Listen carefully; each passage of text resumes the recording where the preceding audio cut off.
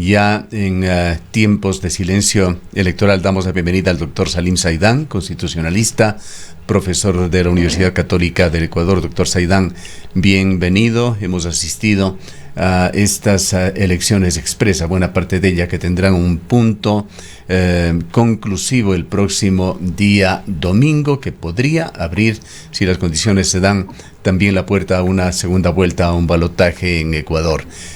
Una serie de hechos, quizá lo más notorio fue el magnicidio que se dio en contra de Fernando Villavicencio y el hecho de que se llega a estas elecciones sin uno de los candidatos en firme. 7 están confirmados, uno tendrá que confirmarse, con dudas y críticas sobre la falta de acción efectiva y oportuna del Consejo Nacional Electoral. Apreciaríamos su punto de vista. Muy buenos días, estimado Gustavo y Rosana. Gracias por la invitación y un saludo también por su intermedio a sus oyentes. Bueno, lo primero que yo podría comentar de este proceso electoral es que hay imágenes que visibilizan un doloroso proceso electoral, ¿sí? Candidatos con chaleco antibala realizando su cierre de campaña, con casco, con autos blindados, con agentes de seguridad en su entorno, confirman esta imagen de un proceso electoral sumamente doloroso y preocupante en la historia republicana del Ecuador, ¿sí? Todo ha sido reforzado a partir del lamentable asesinato de Fernando Villavicencio, y eso realmente preocupa, ¿no? No solamente a la clase política, sino a la ciudadanía que va a ir a las urnas con bastante preocupación frente a toda esta incertidumbre que hay con respecto a los resultados y el clima de violencia política que se vive en las calles del país.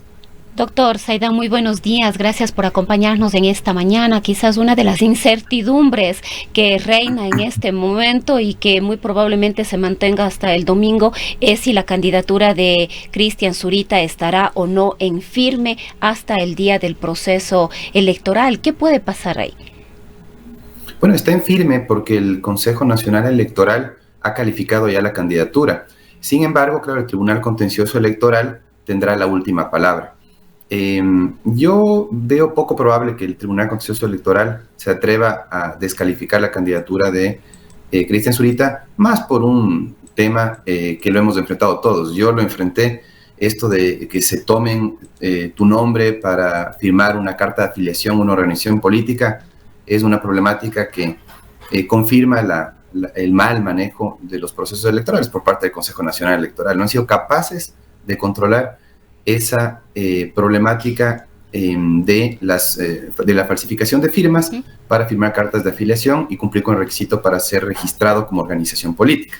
Entonces, lo que ha enfrentado Cristian Zurita al ser afiliado a Reto sin su consentimiento, sin su firma, no puede ser de su responsabilidad, sino más bien del sistema electoral que no ha ofrecido resguardos justamente para que este tipo de situaciones no se presenten. Entonces, ahora, yo veo... Saidán, el día de ayer un colega suyo, que usted debe conocerlo muy bien, Esteban Ron Castro, en declaraciones para este medio de comunicación, señalaba que hay una posibilidad de que la propia Revolución Ciudadana, que impugnó la candidatura de Zurita, pueda insistir y que esto llegue hasta el Tribunal Contencioso Electoral, abriendo un proceso que podría demorar para su resolución hasta un periodo de aproximadamente 20 días.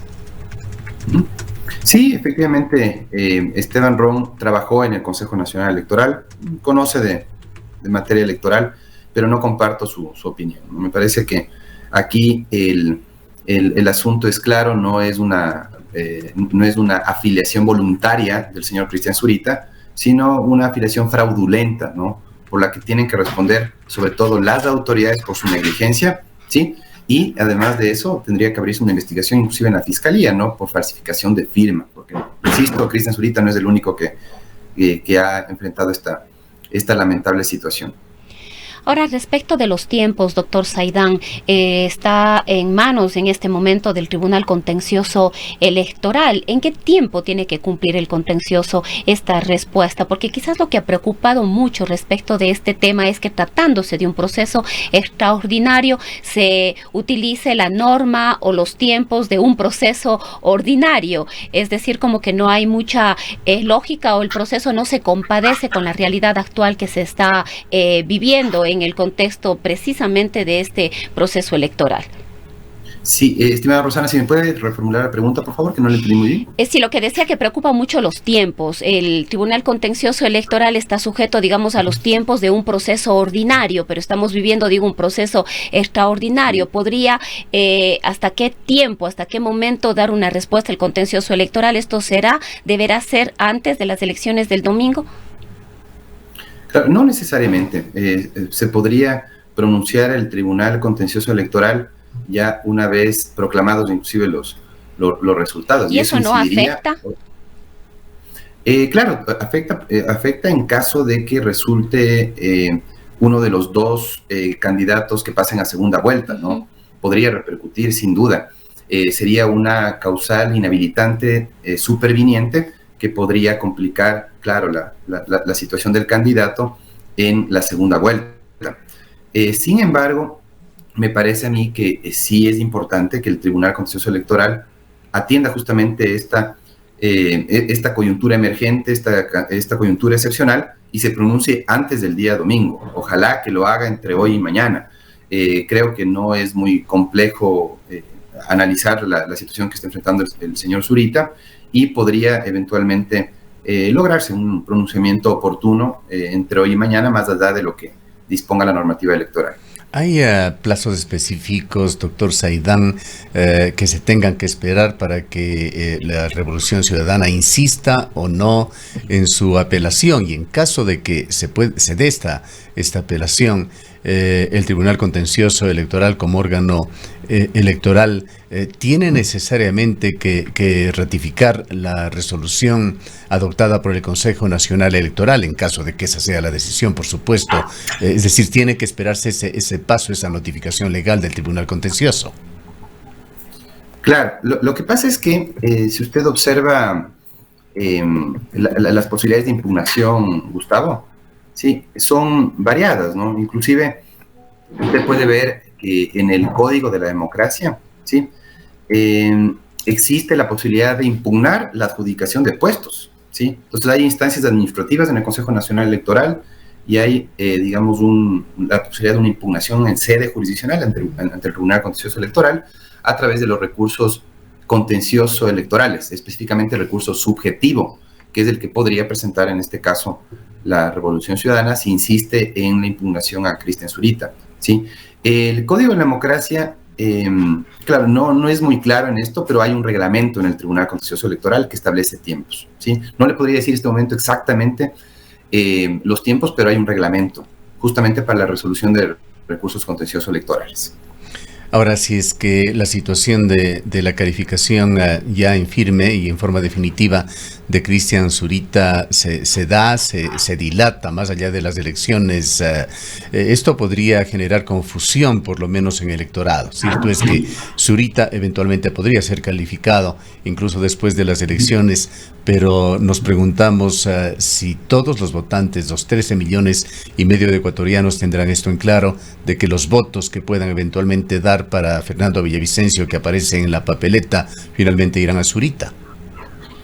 Sí, sabe que, claro, lo que le dice el Código de la Democracia es que estos recursos subjetivos contenciosos electorales que le mencionaba tienen que ser resueltos en el plazo de 15 días, me parece, ¿sí? Pero no dice nada de esta situación excepcional que estamos enfrentando. Por eso digo que, claro, la situación es tan compleja que no tenemos una disposición clara que establezca que los recursos contenciosos electorales tienen que resolverse antes del proceso electoral.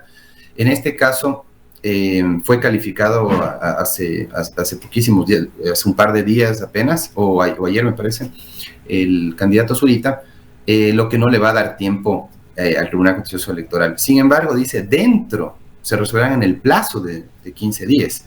Es decir, todavía tendría tiempo el Tribunal Contencioso Electoral si aplicamos el Código de la Democracia. Sin embargo, eso es lo que les digo. Habría que revisar si en el reglamento que tiene el Tribunal Contencioso Electoral, aprobado por el Pleno del Tribunal Contencioso Electoral, se establece alguna disposición. Yo dudo que se establezca una disposición para este tipo de coyunturas electorales que nadie esperaba, ¿no? Más allá de los vacíos legales, de la falta de un reglamento, sobre todo para la aplicación del artículo 112 del Código de la Democracia, ¿cómo ha visto usted en términos generales la actuación de las autoridades electorales, del Consejo Nacional Electoral, del Tribunal Contencioso Electoral en estas elecciones? Sabe que las autoridades del Consejo Nacional Electoral primero han demostrado no estar a la altura de manejar un proceso técnico y absolutamente transparente, ¿sí? Miren, por ejemplo, lo que ocurrió justamente con el artículo 112 del Código de la Democracia, ¿no? Había la duda respecto a la interpretación de este artículo de si, por ejemplo, la candidata a la vicepresidencia podía ser candidata a la presidencia y podían escoger un reemplazo para escoger el binomio, ¿no? Sin embargo, me parece que el Consejo Nacional Electoral ha hecho bien en calificar la candidatura de Cristian Zurita, ¿sí? Es complejo ese escenario porque, claro, muchos dirán, bueno, hay que establecer que realmente fue fraudulenta la afiliación para no aplicar ese impedimento en esa candidatura en específico. Pero yo creo que definitivamente el Consejo Nacional Electoral, en lugar de dar certidumbre a la ciudadanía, sí ha demostrado poca cohesión al interior, intervenciones poco coordinadas entre sus consejeros. Se ve que hay una división interna muy profunda, muy marcada, que ha hecho que no tengan un discurso único, que no tengan una posición institucional en donde se pueda ver que, digamos, las diferencias se procesan al interno y que no trascienden hacia el exterior. Yo veo que hay una división interna muy profunda, varios intereses en juego al interior del Consejo Nacional Electoral, y lo lamentable que siempre se registra en el Consejo Nacional Electoral, la cercanía, afinidad de los consejeros con organizaciones políticas. Tiene, claro, a una candidata afín a Pachacuti y el Partido Social Cristiano, a una consejera, perdón, afín a Pachacuti y el Partido Social Cristiano, le tiene a otra que responde más a los intereses del gobierno, tiene a otro que responde a los intereses del Partido Social Cristiano, a otro que responde al movimiento Creo. Entonces, así es muy difícil esperar independencia, que es lo que debería tener un organismo que está organizando un proceso electoral. Usted se refirió en su primera intervención a esas penosas imágenes que se vieron el día de ayer en los candidatos con restricciones, evidentemente, con vestimenta relacionada con la seguridad que deben tener. Las imágenes de Cristian Zurita en su cierre de campaña han dado la vuelta al mundo y esa es la imagen que refleja Ecuador.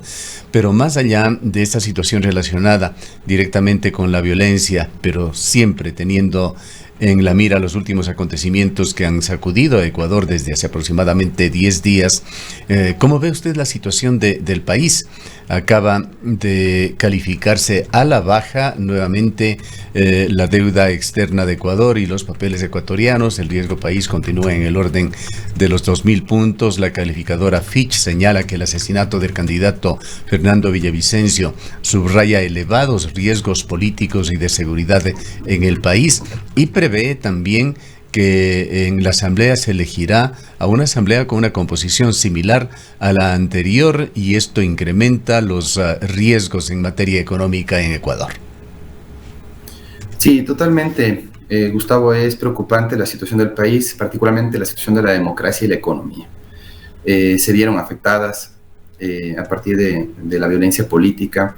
Ya fue un momento de extrema alarma y un luto que realmente se dio la muerte el asesinato de Agustín Intriago, alcalde de Manta. Luego el asesinato de un candidato presidencial agravó la situación, sin duda, hizo que el país se encuentre en una situación de shock, ¿sí? Y esa cadena de hechos violentos sin duda ahuyentan a los inversionistas extranjeros, hace que dispare el riesgo país y sobre todo ahuyenta a los turistas también, ahuyenta a los turistas, a los inversionistas que tal vez tenían la expectativa de invertir en este país.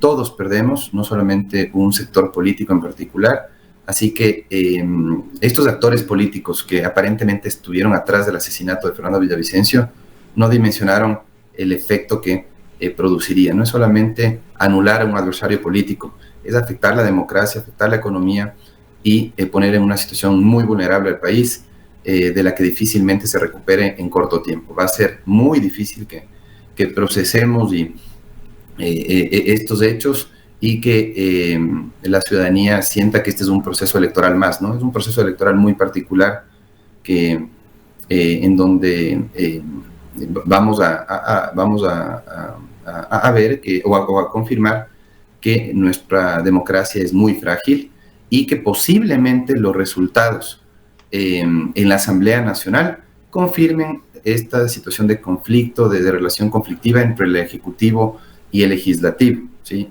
Yo estoy casi seguro que en ninguna de las organizaciones políticas va a tener una gran mayoría, pero se va a repetir el escenario de la anterior elección. Posiblemente tengamos una mayoría correísta que obstruya, que impida la ejecución del plan de gobierno del próximo presidente, si es que no es Luisa González la presidenta de la República. Entonces yo creo que en ese escenario de conflictividad, de relación tensa entre la Asamblea y el presidente, nuevamente nos vamos a enfrentar y lamentablemente así va a perder el país, vamos a tener inestabilidad en el ámbito político y en el ámbito económico. Ahora, doctor Saidán, empieza nuevamente el fantasma de un posible fraude electoral. Precisamente el día de hoy se está denunciando, por ejemplo, que varios migrantes están denunciando que han empezado a recibir propaganda política de la Revolución Ciudadana a los correos, que además están usando para inscribirse al voto telemático. Ya ha habido denuncias, al parecer la base de datos de los migrantes estaría siendo utilizada para este tipo de procedimiento. El candidato Yacu Pérez ha dicho que va a dar el día de hoy una rueda de prensa también para informar sobre esta situación. Es decir, el fantasma del fraude tampoco nos abandona. Cada proceso electoral nos encontramos nuevamente con procesos de esta naturaleza, con denuncias, mejor dicho, de esta naturaleza, pero al parecer tampoco pasa nada. Así es, estimada Rosana. Hace 2 semanas Luisa González tenía la opción de ganar en primera vuelta, ahora corre riesgo de no disputar la segunda vuelta. Y eso les ha puesto en una situación de desesperación a los correístas. Se ve una desesperación que les ha hecho inclusive elevar el perfil de su referente político, del señor Correa, quien ya apareció cantando por ahí con el señor Patiño, ¿no? Entonces, creo que la desesperación que ellos tienen les ha hecho cometer gravísimos errores y no me sorprendería que simpatizantes de la Revolución Ciudadana protagonicen este tipo de lamentables episodios en la comunidad del exterior. La comunidad del exterior, ustedes recordarán, solía apoyar a la Revolución Ciudadana por una razón muy simple, ¿no? Los migrantes fueron visibilizados a partir de la Constitución del 2008, ellos sienten gratitud por eso, pero eso no implica que todo vale y que se puede utilizar cualquier medio para seguir posicionados como los ganadores en el exterior. ¿Han tenido buenos resultados? Bueno, si es que los llegan a tener en buena lid, perfecto, pero si es que quieren contaminar el proceso electoral, pues hay que presentar las respectivas denuncias. Ojalá que Yacu Pérez concrete esta denuncia y que sean investigados, que sean sancionados los actores políticos que quieren contaminar este proceso, más de lo que ya está, porque sin duda las sospechas son enormes, la confianza en el Consejo Nacional Electoral es muy baja y este tipo de situaciones van a poner más en tela de duda el resultado del proceso electoral. Ojalá que esto se aclare pronto, que se investigue para que se despeje cualquier tipo de duda de lo sucedido en el exterior. Esta semana, doctor Saidán, se ha cerrado con una serie de informaciones unas de fuentes confiables, otras de fuentes no confiables y otras simplemente desconocidas, pero lo que sí parece haberse dado es una gran dinámica en lo que está sucediendo con las decisiones del electorado, que solamente las podremos despejar este domingo. Aparentemente lo único que está en firme es que habrá una segunda vuelta, que no hay posibilidades de una elección en primera vuelta para ninguno de los candidatos. El tema es quiénes pasarán a esa segunda vuelta, y que abrirá además con esos resultados otro escenario que tendremos que analizarlo a partir del día lunes. Le dejamos en su intervención final. Sí, así es, estimado Gustavo. Además, yo creo que es oportuno hacer un llamado al voto reflexivo, ¿no?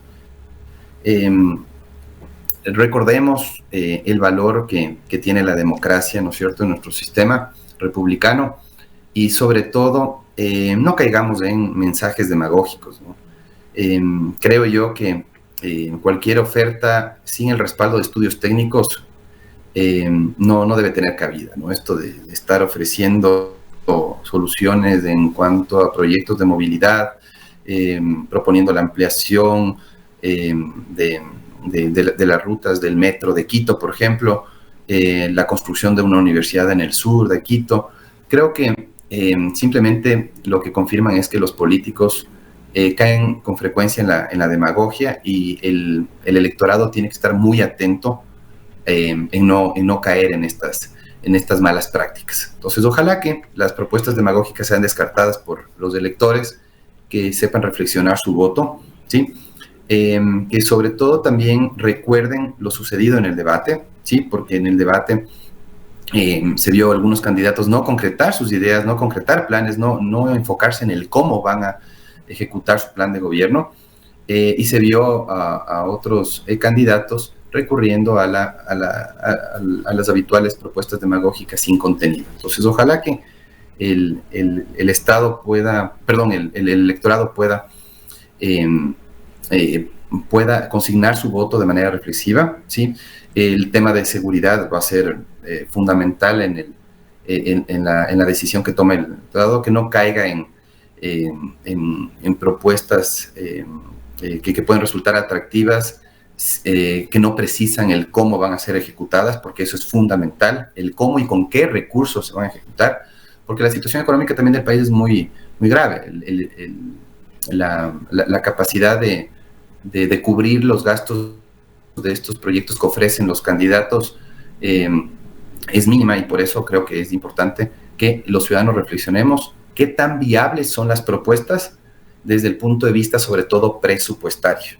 Y además, una última cuestión, sí es importante que se consigne el voto a quien esté mejor preparado, tenga más claro el tema de las finanzas públicas, tenga claro los números importantes en cuanto a la seguridad social, en cuanto a la economía, en cuanto al empleo, para que puedan ofrecer soluciones de estos problemas graves que enfrenta la ciudad, el país a nivel social, a nivel económico, a nivel de seguridad, y de esa manera se gane la confianza del electorado. Ojalá que en estos días no tengamos episodios lamentables, episodios de violencia política, que el día domingo la elección se realice sin mayores contratiempos, sin dudas sobre la transparencia del proceso, para que quien resulte ganador o quienes resulten ganadores y pasen a la segunda vuelta, que creo que es el escenario más probable, la segunda vuelta, puedan ofrecernos, digamos, algo mucho más concreto en la segunda vuelta, para que el ciudadano pueda elegir al mejor equipo de gobierno y al mejor plan de gobierno, pero desde una coyuntura clara que se nos viene, que es un gobierno corto, en donde las soluciones no pueden esperar y tienen que concretarse inmediatamente para este gobierno de transición ordenado que debe darse antes del proceso electoral que se viene en el 2025. Bien, muchísimas gracias por habernos acompañado. A ustedes, muchísimas gracias, Gustavo y Rosana. Declaraciones del doctor Salim Saidán, constitucionalista, es académico de la Universidad Católica del Ecuador. Son las 8 de la mañana.